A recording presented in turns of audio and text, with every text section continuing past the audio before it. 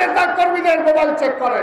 14 August বৃহস্পতিবার নির্বাচন কমিশনের সচিব আক্তার আহমেদ জানিয়েছেন, এক সপ্তাহের মধ্যেই ঘোষণা করা হবে আসন্ন ত্রয়োদশ জাতীয় সংসদ নির্বাচনের প্রস্তুতির বিস্তারিত বা রোডম্যাপ। 2026 সালের ফেব্রুয়ারির প্রথমার্ধে নির্বাচন হওয়ার সম্ভাব্য সময় জানিয়েছেন প্রধান উপদেষ্টা ডক্টর মোহাম্মদ ইউনূস। নির্বাচন কমিশন জানিয়েছে, ভোটের 50 থেকে 60 দিন বাকি থাকতে ডিসেম্বরের প্রথম দিকে ভোটের তারিখ সম্বলিত তফসিল দেওয়া হবে। নির্বাচন কমিশনের এসব ঘোষণার পর রাজনৈতিক দলগুলো থেকে নানা ধরনের বক্তব্য আসতে শুরু করেছে।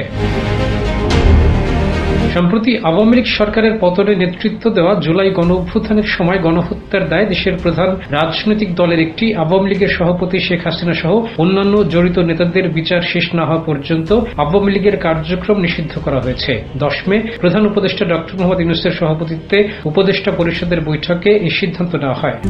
RICL TMX, যুগের পর যুগ স্থাপনা থাকে মজবুত। আওয়ামী লীগকে বাইরে রেখে নির্বাচন দিলে সেই নির্বাচন গ্রহণযোগ্যতা পাবে না বলে মন্তব্য করেছেন একসময় আওয়ামী লীগের জোটসঙ্গী দল জাতীয় পার্টির চেয়ারম্যান GM কাদের। তবে নির্বাচন ঘিরে অনেকটা ইতিবাচক অবস্থানে রয়েছে দেশের অপর প্রধান রাজনৈতিক দল বাংলাদেশ জাতীয়তাবাদী দল BNP। দলটি বলেছে, কোন ধরনের উস্কানিতে উৎসাহী হবে না তারা। সব প্রতিকূল পরিবেশ মোকাবেলা করে নির্বাচন পর্যন্ত সর্বোচ্চ ধৈর্য ধারণ করবে তারা। বিএনপির নেতারা আরো মনে করছেন, সরকারের ভেতরের একটি অংশ জামায়াতে ইসলামী, জাতীয় গণতান্ত্রিক পার্টি NCP, ইসলামী আন্দোলন সহ বেশ কিছু রাজনৈতিক দল ফেব্রুয়ারির জাতীয় নির্বাচন ঠেকানোর চেষ্টা করছে।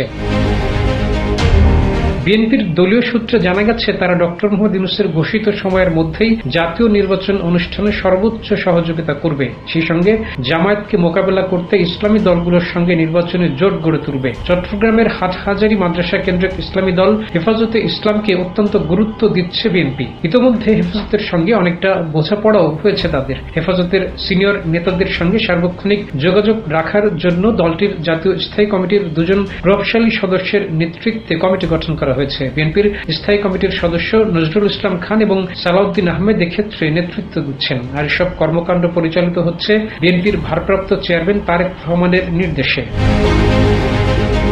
বিএনপির জাতীয় কমিটির সদস্য সালাউদ্দিন আহমেদ বলেছেন, বিএনপি মানুষের ভোটাধিকার পুনরুদ্ধার সহ গণতন্ত্র প্রতিষ্ঠায় বদ্ধপরিকর। বিএনপি থেকে দলটির সকল পর্যায়ের নেতাকর্মীদের সতর্ক করা হয়েছে, তারা যেন প্রতিপক্ষের কোন প্রকার পাতানো ফাঁদে পা না দেন। দলের ভাবমূর্তি নষ্ট হয় এমন কোনো কাজে কেউ যেন জড়িত না হয়। বিএনপি মনে করছে, বর্তমান সংকট উত্তরণে ফেব্রুয়ারিতে নির্বাচনের কোনো বিকল্প নেই।